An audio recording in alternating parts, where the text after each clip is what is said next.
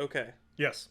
So, as we saw in the previous commentary, this is not the best episode in the series. No, no. But there's a bit of a reason for that. In fact, Yes. and I talked about it. Yeah, But this time I'm just going to talk about it as the video is playing, just so we can get to what Alex has not seen.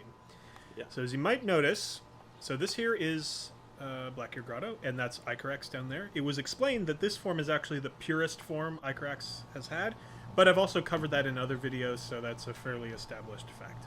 Now, the title, Icarax versus Stog.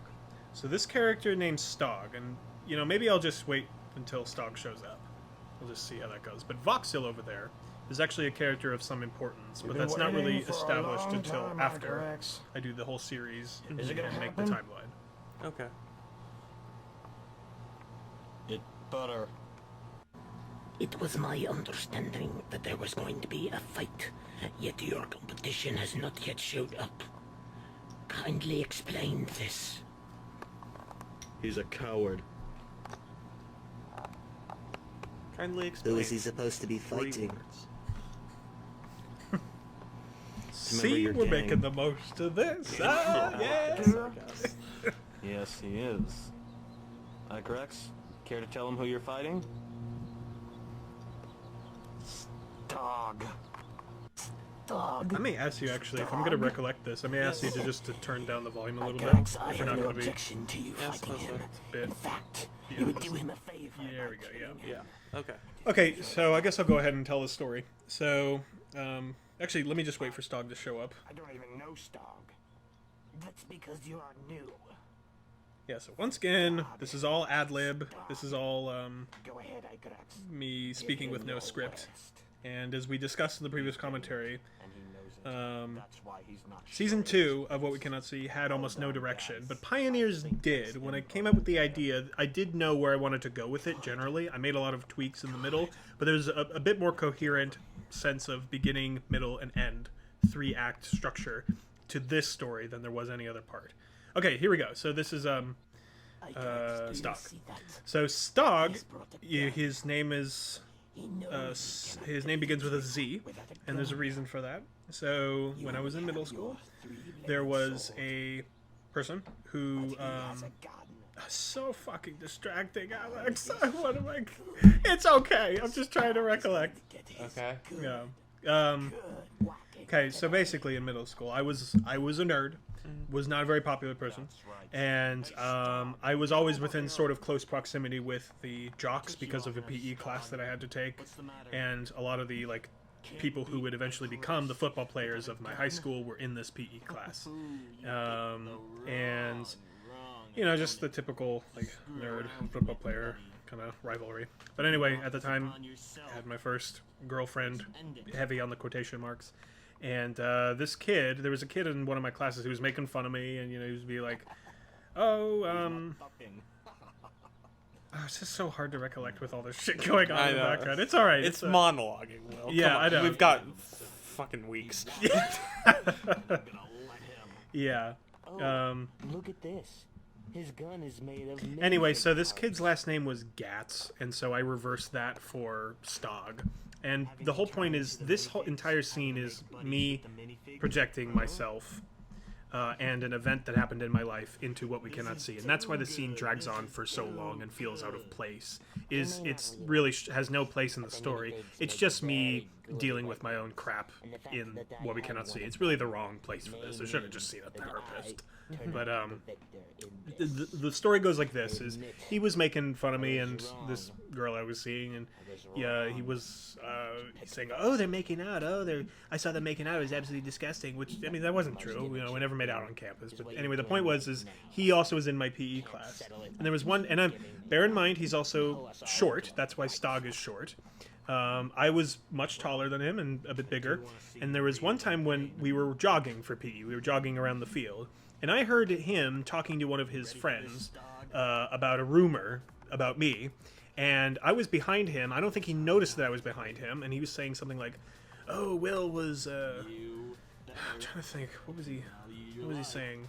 Anyway, he was spreading some rumor that I knew was false. And I just had had enough of his shit. And so then I just said, I'm gonna, womp this guy. So I come charging behind him, and he just bolts back to the locker rooms. He skips the entire track. He just runs away into the locker rooms. I had just had enough. And I thought, this is my moment of glory. I'm gonna take this guy down. And right after I start chasing him, I trip and fall. And I shouted something at him like, I'm gonna kill you, I swear to God, I'm gonna kill you. Anyway, so I got back into the locker room, and we were both in the locker room, and then a lot of his friends in the locker room were telling me that I should fight him. It's like, you should fight him, we'll arrange the fight, we'll get it all set up, you should do it. He's like, because he was really being a dick to you, and we want to see you beat him down. So this whole scene is Icarex is me, because I've got a fucking ego about this, and then Stog is the kid, and all the Black Gear gangsters are all of that kid's friends in the locker room kind of turning on him. That's why they're turning on Stog.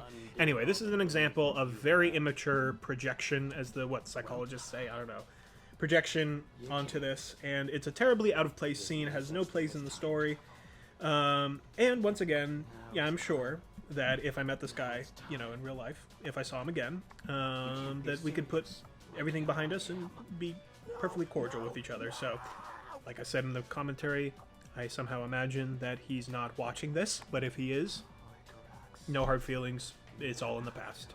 Yeah. But anyway, I definitely projected a little too much, because right here, Icarex murders him. So at the time, it was a grudge I was still hanging on to from middle school. I was in high school when I was making these. Oh, okay. But it was definitely something I had not really gotten over in a healthy manner. So I decided to take it out into what we cannot see, and it's not a very great... the result is not great. But anyway. How was that? Was that sufficient? Yeah, Okay. that was good. Yeah.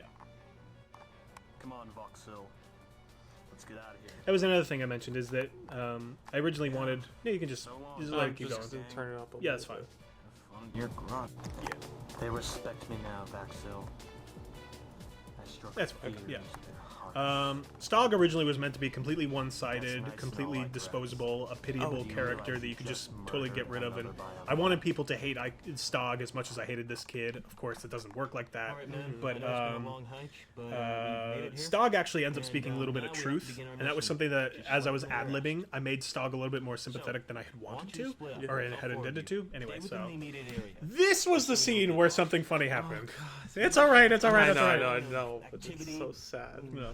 Criminal activity, most likely sabotage equipment, anything that might relate to the uplifting of this road. So they start looking around for whoever has destroyed the highway. Under the assumption they're vandals Yes. of some sort. Colonel, I think I found something. What is it, Trooper? It's a crit. Okay, so do you want to just elaborate? Yeah. Okay. Yeah. Okay, so... This bears pausing. Yeah. Okay, so just tell Yeah, it. yeah, I'm gonna tell it. Okay. So, earlier in the commentaries, in the other commentaries, we were saying how, it's just vandals or whatever. Or, he was saying how they think it's just vandals. And then they start discovering these things, and he here has this gun that he picks up, and I said to him, I'm not, pretty sure that's not the thing to do in a crime scene. Yes, that's exactly the opposite of what you're supposed to do in a crime scene. But at the time, I'd never watched Law and Order. I never got acquainted with what criminal law is like. Yeah. And so so we started following that a little bit. Like, and then I said, oh my god, we're the criminals. and then it became and we something just very died. funny. Yeah. And it absolutely slayed us. I was not expecting Alex to say that, and it just totally caught me by surprise. It was a wonderful moment. Gone with the wind. Gone with the wind. Yes. But alas. Alas. Yeah, at least we're recording now. Yes. So yeah, they tampered with evidence, which is I guess not criminal offense under minifig law. Yeah. It's a minifig rifle, similar to our own. Just lying on the ground right here, sir. We'll leave it lying on the ground. Keep searching the area. Make sure you don't lose sight of those clues. Oh well. As you wish, sir. Affirmative. Okay, so now we're done with the first two episodes, and we're going to proceed with the rest of Pioneers, as expected, with pauses when needed. Yes. These are. This is part of life. Yeah. We're probably gonna eat something just to distract ourselves. Yeah, and, yeah. Hopefully get our spirits back up. Yes. We're gonna get some food in our stomach and come back to this. Yeah. Because this is a job. This is Yeah. a job. Yeah, I know, right? That you don't understand the art we're making here. Okay. So, Okay. something's coming to get Stog's corpse. What's going on? I don't know. Yep. Alrighty. We're gonna get some food. We'll be back. Yep.